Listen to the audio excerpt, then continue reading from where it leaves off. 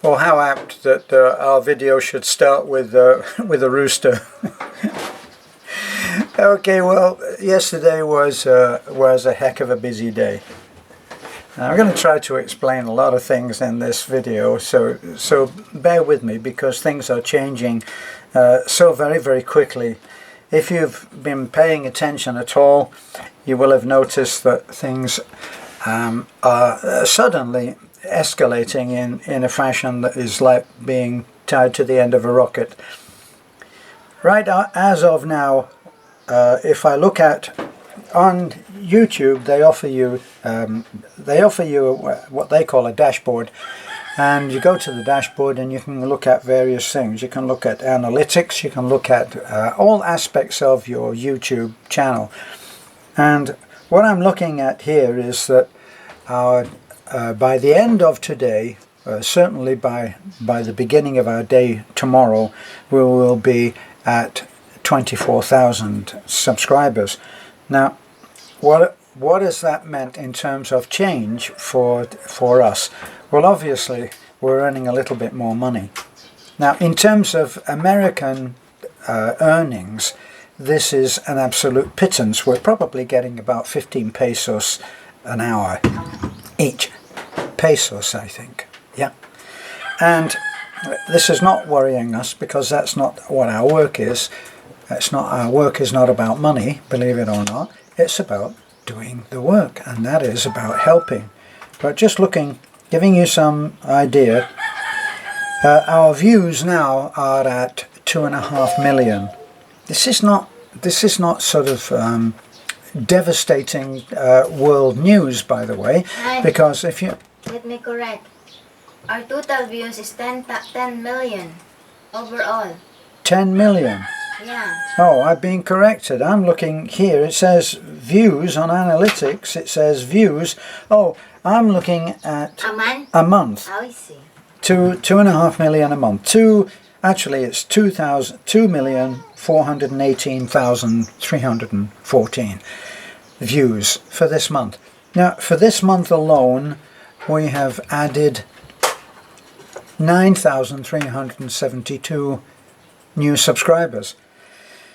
So what has actually happened has been explained to me by our mentor and great friend, Little Bit Rich.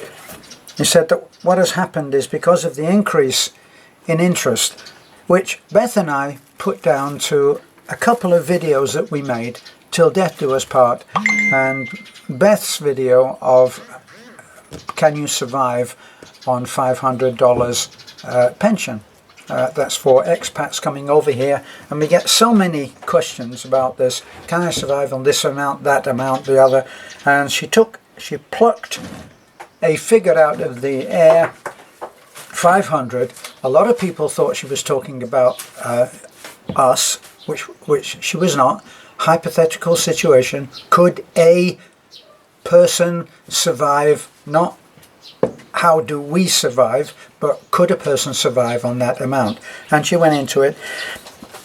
I think, and so does she, that those two videos took us into a different area of notice on YouTube. As soon as YouTube realize, a lot of you may not know this, but they're not in it for kindness. They're actually in it for money. Oh dear. Did I say something that's politically incorrect? They're in it for the money. Okay, and as soon as it became clear that that we were moneyable, right? They could make more money on us if they started to promote us. They did what we have tried to do by changing our area of browsing, whatever you would call that, put ourselves into a different browsing category. We tried to do that.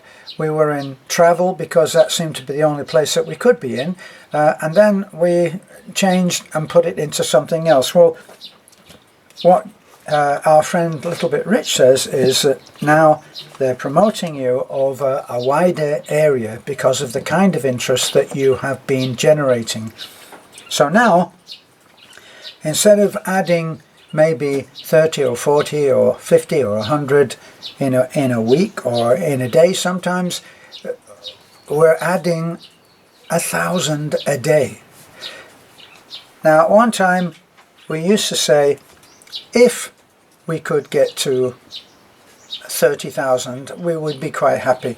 If we could get to 100,000, with that kind of increase on a daily basis, it is not likely, it is not hopefully, it is not wishful thinking, but we will be up into a very, very great number of subscribers. And this is the issue there, is that our life itself has not really changed. We're still doing exactly what we always did, and that's really the emphasis of what we do. Now, can we always please everybody? No, we can't. Now, here's our intention, which has always been this, has been to have a feel-good channel. Now, for all of those, and we do have quite a few of these, we get from the nasty to the effing this and effing that, which are deleted in milliseconds if I see it, and if Beth sees it anyway, yeah, she deletes at the same time. If we see more than a couple of those from the same subscriber, shall we call it that, then they just get blocked. So delete and block is our weapon of keeping our channel feel good. We're going to keep it feel good, whatever it takes, because feeling bad is being handled out there so very well that we feel that offering a haven of feel good is a job that we would be happy to have. Now, we do that by bringing stories which, if participated in, will certainly show,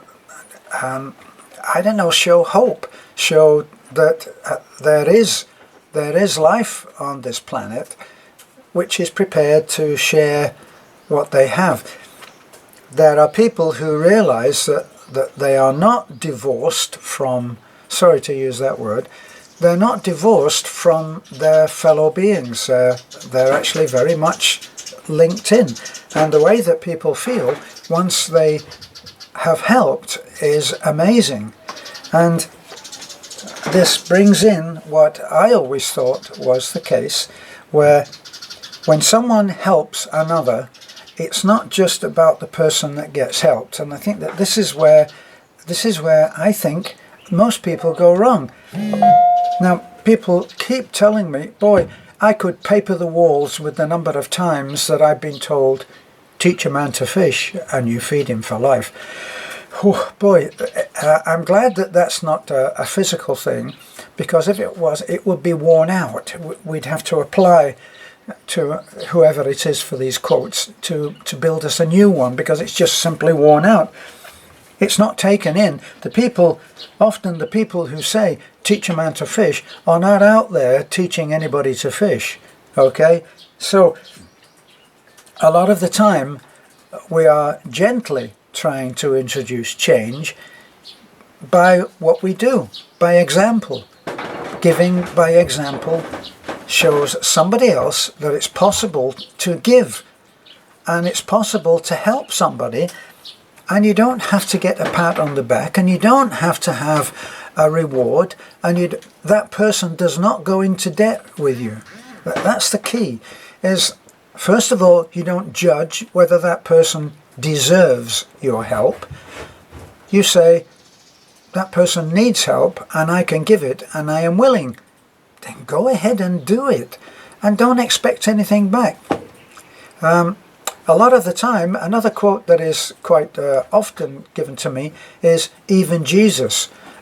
Well, like somebody said, even Jesus walked among the lepers. Well, we're not walking among lepers, but we are walking among people who desperately need help, either with their health, with their life, with how they live, with their children.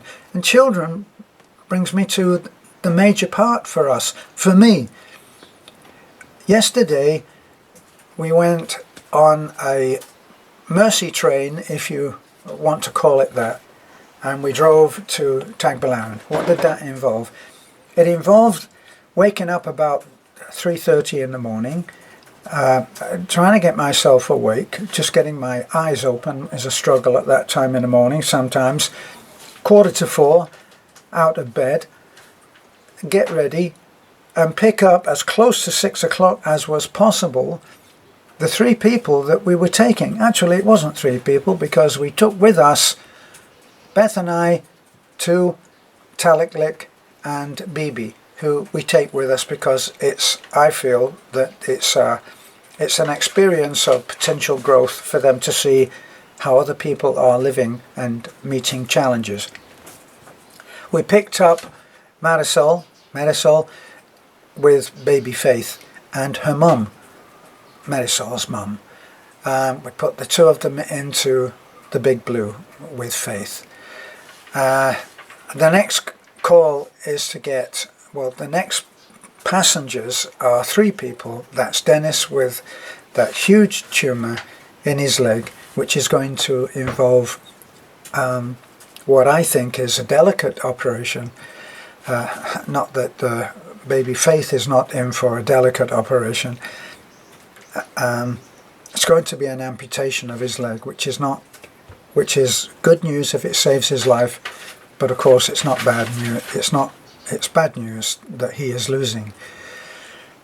Now, even for Dennis is suffering that because of an act of generosity. So perhaps the person who loves to give me that quote of no good deed goes unpunished. And I've had one of those and deleted it today. So Dennis had actually managed to find the money to have that tumour taken away. At that time, his father died, and the money that he had to save his leg, well, ultimately would have saved his leg, went to burying the father with respect. Once the money was gone, apparently he did not have the wherewithal to be able to raise it again, and that was a few years ago. Meantime, it's grown to huge proportions. If you watch the video, you will have seen that his right leg is, down to the knee, is just incredibly big. So we're taking him in as well. Now, without over dramatizing, the tumour goes right up into the groin, and I'm wondering exactly what they will be able to do in terms of amputation, because if it has infected the bone, that's not just the leg, that may be the pelvis, and what can they do there? I really don't know. We're hoping. And the next passenger that we picked up later along the way was Angie. Now, the way that it turned out, hindsight, we now know that it was just a small cyst, and somebody said, well, it's just a small cyst, and 90-something% of those things are benign and nothing to worry about. Well, it's all right if it's not on the top of your head, but if it is on the top of your head and you don't have that experience of medical situations, you're damn worried. If I suddenly had something pop up on my head, I would be worried, So, we have 3 people in the truck with us who are meeting potentially life-threatening situations. So, we left our simple life videos aside a long time ago. So here's the policy that we're having to strictly adhere to now, and that is, if you're someone who just wants to effing this and effing that, of course you'll be deleted and blocked. If you're someone who wants to be critical, point out, well, he's doing this and he's doing that, and like somebody just commented, it's not so great. He lived rent free on his wife's land. He was lucky to meet her. Yeah, okay. I've never lived rent free in my life in the Philippines. I've coughed up everything that I earn, and as a result of me apparently living rent free, 32 people, certainly on the cusp now of the 32nd house are living in reasonable comfort, along with a lot of other things that we have done which are not inconsequential. So, that kind of comment, I'm just going to delete it. If it borders on the negative, if in doubt, you're gone. And I'm not now dealing with trolls, I'm dealing with people that think that they are going to enlighten us with the acidity of their comments. You're not staying. And my advice to you is to go somewhere where this kind of thing will be appreciated, where it is commonplace. You'll be among friends there because you're not here. So we're keeping it feel good. Why would we do that? We get the negativity out in order to make space for the positive, for the feel good channel, which we have committed to having. So that's our situation here. Now, it is inevitable that we will be up 50, 60, 70, 100,000 if we continue to do now. And why would we not? Because it's not just down to us. We will continue doing what we have always done. We will make a ton of videos every day, and we'll upload 5 to 10 videos a day, if not more, about what we do, about the life that we lead, which has turned out to be one incredible adventure. We'll continue to do that, and YouTube, with their computer programs which detect certain kinds of upward trends, will continue to promote us even more. The greater the change, the more that it continues, the more that you will be promoted. How do you think that Ahizi the Islander and his family videos, how do you think that they reached up? They're probably up in 70,000 for all I know now. Almost 100 plus now. There we go, 100 plus. It's just inevitable. It's inevitable that that will happen. I was once told, not that long ago, that a couple of guys, redneck type guys, who travel around the States doing barbecues. In the States, if you follow the good weather, you can do barbecue, little barbecue fests, where they go and they compete and they show their stuff, and they're super, super good at what they do and super well equipped. Several of these people helped my son, who is also into barbecue in America. Well, they apparently have 1 million subscribers, because it's inevitable once it reaches a certain level, then the improvement becomes, or the gains become exponential. Exponential, it means the faster it goes, the faster it will go. So it means that the 4 hours that I often spend now fielding comments, emails, questions and all of that right now are just not going to be possible, because we're going to have a lot more to do. With an increase in the kind of funding that we have, and we have some incredible news for you very soon about that, about how that's going to change exponentially. I'm just not going to be able to. I'm not going to be able to answer every single. Right at the moment, the very least that I do now is like or not like. That's the very least that I do.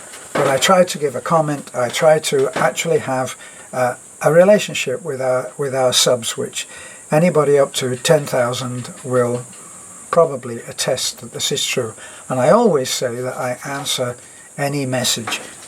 Now it's possible, if you're sending an email in among almost 18,000 emails now, it's possible that it may fall between the cracks. So please don't get offended. With this increasing likelihood of not being responded to immediately, people can get upset. That's not our intention. Believe me, it's not. On one of the houses that we built, it was actually, well, excuse me, but the heat is relentless today, and it's only 8:30. They got offended because on the house that we built, they didn't like the windows, or they criticized because the level of the floor in the living room was lower than the porch. You wouldn't think that that would be a huge problem, would you? We moved that particular family, who were living something like 11 or 12 in one room that was about 10 by 10, if that. And we moved them into a house with 2 rooms and a porch and a sari store. And those people unfriended us because of the level of the floor, even though they had actually financed the building of that house for that couple, for that family. So please don't get offended. Someone else, because we were just simply not able, with our time constraints and what we have to do, we were not able to get to Cebuana and pick up the gift that they had sent. When we finally did, we found out that it didn't exist. So we emailed them, and they said, I decided not to. I decided to withdraw it. Sorry, but there is no offence intended here, and you have to accept that it's just the 2 of us. It's just the 2 of us, and I'm the driver. Yesterday, in closing, let me tell you what our day was yesterday. As I said, getting up 3:45, answering a few comments before I do that, right? And then picking everybody up, driving a total, with the roads as they are right now, because there's heavy repairs going between between Atafi and Tagbilaran, one way only on some of those strips, so it's hard. About 3 hours to 3.5 hours just to get everybody to Tagbilaran, find a parking space, leave it, get a tricycle, go to the hospitals. Now, we were back and forth between 3 hospitals yesterday, because one hospital would deal better with Faith than would with Dennis. So we're back and forth, and Beth is on overdrive and doing what is inhumanly possible. Now, we managed to get baby Faith admitted. When we left, they were simply waiting to see the doctor who would sign the paper for them being admitted, leaving them enough money to be able to do what they have to do. We're going back on Wednesday so that we can be with that family when they sit out the operation. Okay, so that's going to be a tough one. This is a little tiny 3-month-old baby with a huge tumour on her back. That's going to be fraught with risks, and we want to be there with them. Also, we're taking up Dennis. We're taking him back because despite how we waited, we never got him in just as we got him in to be examined, they needed a private room because it goes up into his groin, so he was going to be stripping off, and they didn't have one. Could we wait? And we couldn't wait anymore, and we had to leave. So we left Dennis there, but apparently he texted us and said that they didn't manage to get in, and they'll be going up with us again on Wednesday. Angie, the young girl, 19 years old, with a cyst on the back of her head, that was a complete success story as far as we know. The cyst was benign. The doctor, listen to this is so incredible. The doctor is there. He's there to earn a living based on the fact that he spent many years in medical school and even more years studying surgery. His fee was 10,000 pesos. When we got, after the operation, he came out and he saw us and spoke to us. An absolute gentleman. I can tell you that his name was Pagaran, right? Pagaran. An absolute gentleman, sir. We thank you so much. You did that operation. You did it straight away. This is the point. You said, if you can wait until 1 o'clock, I will do it today. When we explained to him who we were, what we do, that this girl is not our daughter, is someone that we're trying to help. 10,000 fee. When we went to pay, he had charged us 1,000, down from 10. Pretty incredible, I thought. Thank you, sir. So, along with some of the harrowing things that we have to face, we also have these incredible gestures of kindness. So that's, I've wandered on, as I usually do, and but the basic message is that we're doing what we can. We are going to have to expand, and that's difficult because Beth and I have complete trust in each other and complete dependence and commitment to each other. So we know exactly where we stand all the time, and we do what we do, and we do it for ourselves because that's what we want to do. For anybody who's out there thinking, and I get lots and lots of messages saying, I'm coming to the Philippines and I want to do what you do. Let me tell you, don't think that it's easy to just direct this. You don't just say, I'm going this way, and then think that you're going to get there. Because as soon as you start taking a step forward, somebody wants you to take a step sideways or a step backward, and you're going to have to fight for your right to help, and you're going to have to fight to keep it on the path that you want. And then you've got to fight for the clarity of mind that will show you whether you should stay on any given path. As long as you are continuing on your mission to help, then listen. I feel, and Beth feels the same, as you obviously know, she's extremely religious, but we both are of the same mind that we're being guided. For me, in some indefinable way from a creator, I feel that I am being guided, and Beth knows that she is being guided by the Lord. Works for me. And we do what we are guided to do. And I've got a lot of things that I would love to do. I'd love to get back to my artwork, back to sculpting, drawing, painting. I'd love to get back to building things for my house.